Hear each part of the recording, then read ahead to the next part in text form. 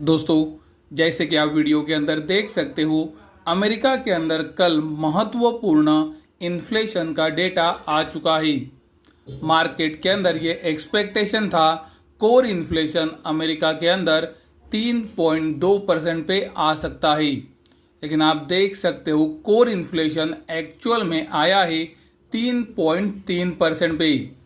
यानी कि मार्केट के एक्सपेक्टेशन से इन्फ्लेशन बढ़ के आया है और फेडरल रिजर्व लगातार ये बताता है कि वो कोर इन्फ्लेशन को ट्रैक करते हैं।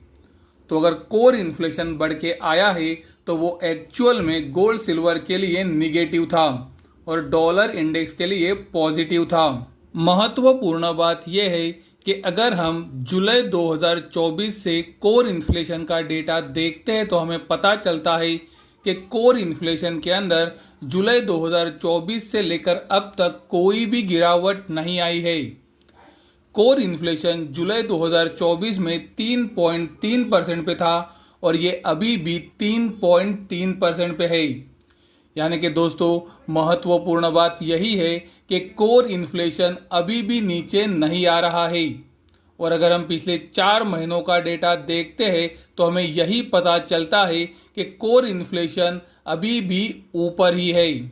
अमेरिका के अंदर कल दूसरा महत्वपूर्ण डेटा इन्फ्लेशन का आया था और आप देख सकते हो इन्फ्लेशन भी बढ़ के आया है।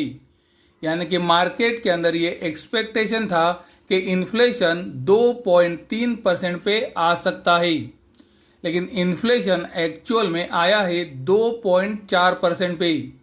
यानी कि इन्फ्लेशन का डेटा भी हमें यही बता रहा है कि इन्फ्लेशन ऊपर है और अगर इन्फ्लेशन ऊपर है तो वो डॉलर इंडेक्स के लिए पॉजिटिव है और गोल्ड सिल्वर के लिए निगेटिव है। इन्फ्लेशन के दोनों डेटा निगेटिव होने के बावजूद भी हमने देखा गोल्ड और सिल्वर के अंदर तेजी बनी थी और इसका कारण मुझे लगता है जॉबलेस क्लेम से, यानी कि अनएम्प्लॉयमेंट, जिसे हम बेरोजगारी भी बोलते हैं। जैसे कि आप वीडियो के अंदर देख सकते हो, मार्केट के अंदर ये एक्सपेक्टेशन था, ये डेटा 2,31,000 के पास आ सकता है, ये एक्सपेक्टेशन था, लेकिन ये डेटा 2,58,000 के पास आया। यानी कि बेरोजगारी बहुत ही ज़्यादा बड़ी है और शायद यही रीज़न है जिस वजह से गोल्ड सिल्वर कल ऊपर गए हैं। लेकिन दोस्तों, अगर हम पिछले हफ्ते का हर एक एम्प्लॉयमेंट डेटा चेक करते हैं तो हमें पता चलता है कि एम्प्लॉयमेंट बहुत ही स्ट्रांग थी। जॉर्ज जॉब ओपनिंग का डेटा उम्मीद से बहुत ऊपर था। ADP non farm employment change का डेटा भी उम्मीद से बहुत ऊपर था। नॉन फार्म पेरोल डेटा भी उम्मीद से बहुत ही ज़्यादा ऊपर था।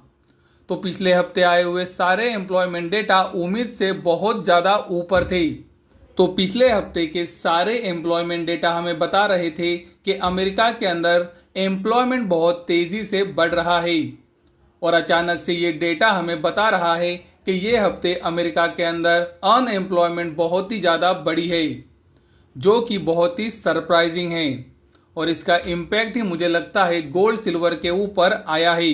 गोल्ड सिल्वर के अंदर जहां पर तेजी बनी है, आप देख सकते हो डॉलर इंडेक्स के अंदर गिरावट नहीं आई है। डॉलर इंडेक्स अभी भी हाइज के पास ही काम कर रहा है और आज अमेरिका के अंदर फिर से महत्वपूर्ण प्रोड्यूसर प्राइस इंडेक्स का डेटा भी है।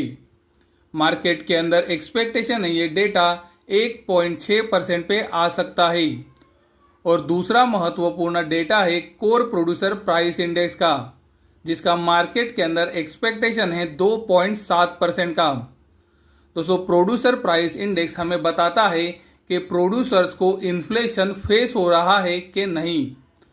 तो अगर ये डेटा उम्मीद से बढ़ के आता है तो ये क्लियर इंडिकेट करेगा कि प्रोड्यूसर्स को इन्फ्लेशन फेस हो रहा है, जिसका गोल्ड सिल्वर और डॉलर इंडेक्स पे असर आ सकता है। गोल्ड और सिल्वर के अंदर अगर ये मंदी के ट्रेंड को ख़त्म होना है तो आज की क्लोजिंग बहुत ही इम्पॉर्टेंट हो जाती है। अगर आज की क्लोजिंग स्ट्रांग आती है तो पॉसिबिलिटीज़ बढ़ेंगी कि पिछले 3 हफ्तों से जो ये डाउन ट्रेंड चल रहा है ये ख़त्म भी हो सकता है। तो आज की क्लोजिंग के ऊपर ध्यान रखना बहुत ही ज़रूरी।